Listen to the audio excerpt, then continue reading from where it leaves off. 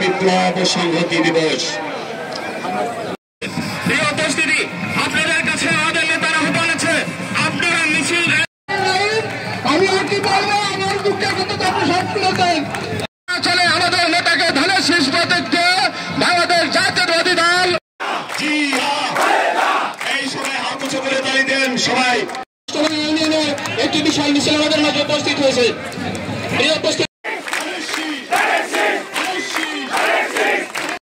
আমাদের মাঝে বক্তব্য রাখবেন আমাদের শহীদ